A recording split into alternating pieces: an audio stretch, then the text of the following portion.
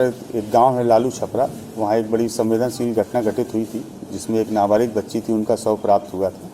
उसी आलोक में कांड दर्ज किया गया था और हम लोग इस केस को इन्वेस्टिगेट कर रहे थे।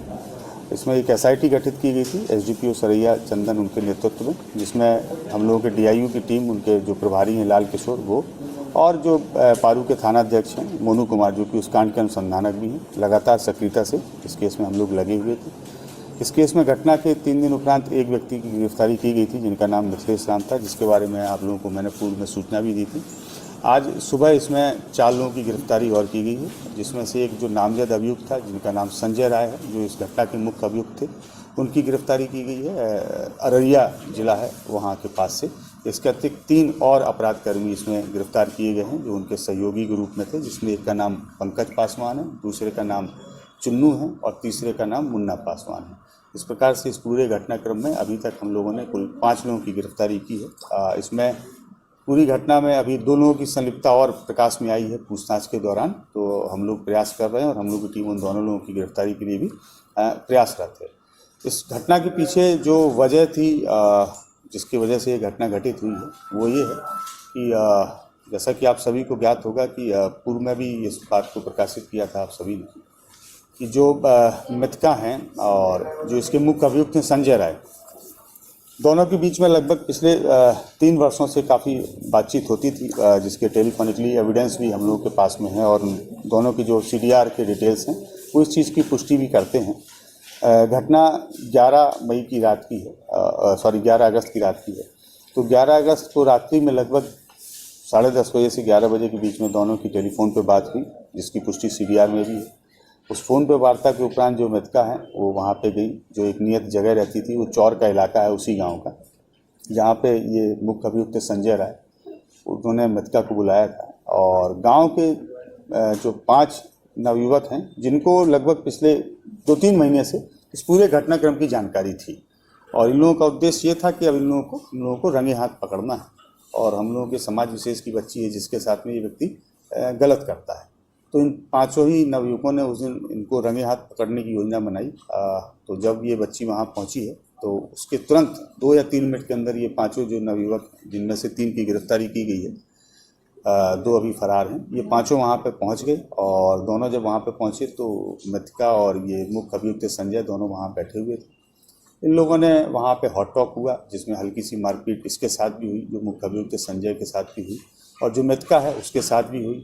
तो इसमें से इन लोगों के पास एक रॉड थी, वो रॉड से वार किया गया। वो रॉड जो चलाई, वो रॉड पंकज ने चलाई। वो रॉड मृतका के सिर में लगी। एक खुरपी भी वहाँ पे थी। फिर जब इनको लगा कि वो रॉड से वो बेहोश होकर नीचे गिर गई, तब इनको लगा कि शायद कहीं ऐसा ना हो कि मृत्यु हो जाए, तब फिर खुरपी से भी उसके ऊपर वार किया गया। और इस दौरान फिर इनको लगा कि शायद वो अनकॉन्शियस हो गई हैं, तो ये लोग वहाँ से भाग खड़े हुए। जिसका मुख्य अभियुक्त था संजय वहाँ पे मौजूद था। संजय को लगा कि अब मेरा भी इसमें भेद खुल जाएगा, तो संजय ने वहाँ पे जो ढैंचा होता है, ढैंचे की पत्तियों से जो रस्सी बनती है, उससे उसके हाथ पैर को बांधा, उसका गला दबाया और मृतका को घसीटते हुए, जो घटना स्थल है लगभग वहाँ से 20 से 30 मीटर दूर चौर में, जहाँ हल्का सा पानी था, गहराई का इलाका था और झाड़ियाँ थी, वहाँ घसीटते हुए ले गया। इसने वहाँ उनको दबा दिया ताकि उनकी डेड बॉडी ऊपर ना आने पाए और लोग खोज नहीं पाए। इसके बाद में जो खुरपी वहीं फेंकी हुई थी, उस खुरपी से इसने जो घटनास्थल था, घटनास्थल की मिट्टी को भी खोदा, ताकि ऊपर से देखने पे जो खून के दाग हैं, धब्बे हैं, वो प्रथम दृष्टया देखने से प्रतीत नहीं हुई। इसके बाद ये अपने जो सहयोगी है, जिसकी गिरफ्तारी पहले की गई है, मिथिलेश, और बुलेरो से उसके साथ में भागा और भाग के छपरा गया। फिर ये लगातार भागते रहे, मोबाइल इनका बंद रहा, हम लोग लेकिन ट्रेस करते रहे और फाइनली जो है इनकी आज सुबह गिरफ्तारी वो अररिया से हो गई है। हम लोगों ने इस कांड में अभी तक जो चीज़ें जब्त की हैं, वो एक हथियार जो खुरपी है उसको जब्त किया है हमने। इसके अलावा जो वाहन है बुलेरो जिससे भागे थे, उसको जब्त किया है। 4 मोबाइल फ़ोन हैं जो इन्हीं अभियुक्तों के हैं, वो हम लोगों ने जब्त किए हैं। और इसमें अभी 2 अपराधकर्मी फरार हैं जिनकी हम लोग गिरफ्तारी के लिए प्रयासरत हैं। और इसके अतिरिक्त कुछ अन्य एग्जिबिट्स भी हैं जो हम लोगों को अभी सीज करने हैं, जिसके लिए हम लोग सर्च अपना जारी रखे हैं। उम्मीद कर रहे हैं कि कल शाम तक इसमें हम लोगों को कुछ और बरामदगी और गिरफ्तारी भी होगी, जिससे हम आप लोगों को अवगत कराएंगे। जो आरोपी गिरफ्तारी हुई गांव के रहने वाले हैं? सारे आरोपी उसी गाँव के। घटना के बाद ये लोग का दूसरे जिले में रह रहे थे।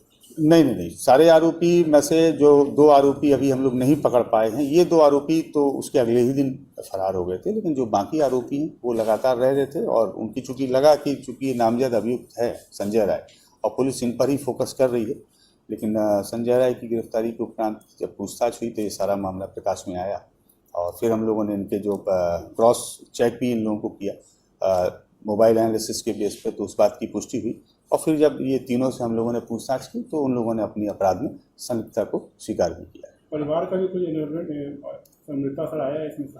नहीं, परिवार के लोगों का नहीं आया है। जैसे कि कॉल डिटेल्स में आया था, कुछ समाचार पत्रों ने प्रकाशित भी किया था, तो उसमें जो मृतका की बड़ी बहन है उनका चूंकि शुरू से एक स्टैंड था कि हम लगातार घर में थे, लेकिन उनका मोबाइल लगातार मूव किया था। पुलिस के अनुसंधान में बात प्रमाणित हो चुकी है, तो उस दिन वो घर पे नहीं थी और वो हम लोगों के इन्वेस्टिगेशन के हिसाब से बगल में ही एक मंदिर है, वहाँ जल चढ़ाने के लिए गई थी। वो लगातार संपर्क में भी रही हैं और अन्य लोगों से भी बात की है। उन रात्रि में उनकी जिन जिन लोगों से बात हुई है, हमने सारे लोगों को टच किया है, तो उन लोगों ने भी इस बात की पुष्टि की है कि हाँ, ये जो फ़ोन कॉल्स हुए हैं वो कांवड़ यात्रा के क्रम में फ़ोन कॉल्स हुए। अररिया में किसके यहाँ छिपा हुआ था?